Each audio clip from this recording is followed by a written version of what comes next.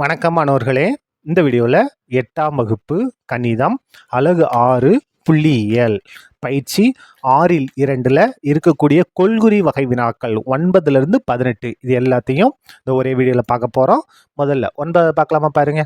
தரவு என்பது டேஷின் தொகுப்பு. தரவுன்னா நம்ம சேமிக்கக்கூடிய தரவுகள் டேட்டா எப்படி இருக்குன்னா எண்களாகவும் இருக்கலாம், எழுத்துக்களாகவும் இருக்கலாம், அளவுகளாகவும் இருக்கலாம், ஏதாவது அளவாக இருக்கலாம்.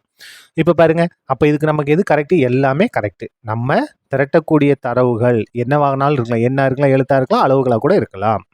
அதுக்கு அடுத்தது 10வது பாருங்க. கொடுக்கப்பட்ட தரவுகளில் ஒரு மதிப்பு எத்தனை முறை வருகிறது என கூறுவது அம்மதிப்பின் டேஷ் ஆகும். இப்போ தரவுகள் நம்ம நேர்கோட்டு குறிகள் வரைவோமா, அந்த நேர்கோட்டு குறிகளை என்ன செய்வோம்? மொத்தமாக கூட்டி எழுதுவோம். அதான் என்னது? தரவுகளோட மதிப்பு எண்ணிக்கை. அப்போ அதுக்கு என்ன பேர்? நிகழ்வெண். அதுக்கு பேரு நிகழ்வெண். சரியா?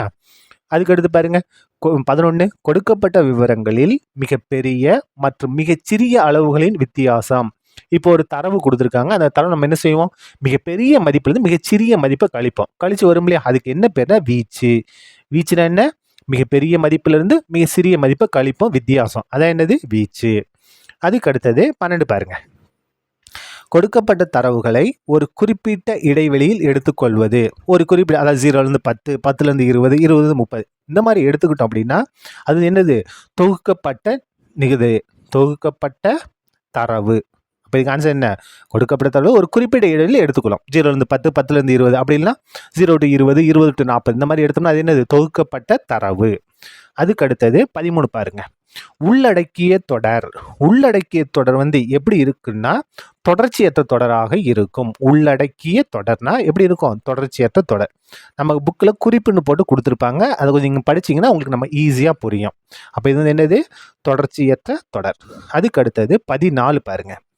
பிரிவு இடைவெளியில் ஒரு பிரிவு இடைவெளியின் மேல் எல்லையானது அடுத்த பிரிவு இடைவெளியின் கீழ் எல்லையாக இருந்தால் அது டேஷ் தொடர்.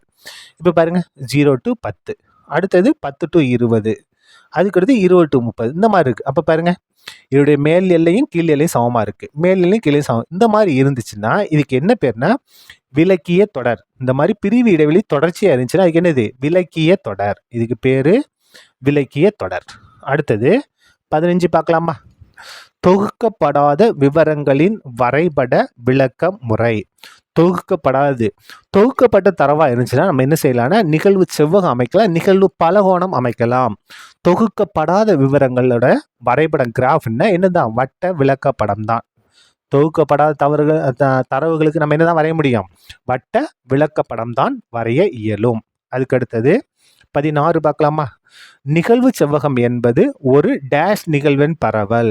நம்ம கணக்கு பார்த்துருக்கோம் ஏற்கனவே. நிகழ்வு செவ்வகம் வரைய போறோம் அப்படின்னா அந்த தரவு எப்படி இருக்கணும்? தொடர்ச்சியானதாக இருக்கணும். அப்போ தொடர்ச்சியான நிகழ்வெண் பரவலாக இருந்தால் தான் நம்ம என்ன வரைய முடியும்? நிகழ்வெண் செவ்வகம் வரைய இயலும். அடுத்தது 17 பார்க்கலாமா? 17 என்ன பாருங்க. டேஷ் என்பது வரைபட முறையில் தொடர்ச்சியான நிகழ்வெண் பரவலுக்கான நேர்கோட்டு வரைபடம். இதை நல்லா கவனிக்கணும். நேர்கோடு நம்ம எதில் வரைவோம்? நிகழ்வு பலகோணத்துக்கு தான் வரைவோம். மாற்றி வரைவோமா? எல்லா தரவுகளோடையும் மைய புள்ளிகளை நம்ம இணைச்சி எழுதுவோம். அதான் என்னது? நிகழ்வு பலகோணம். நேர்கோட்டு வரைபடம் அப்படின்னா என்னது?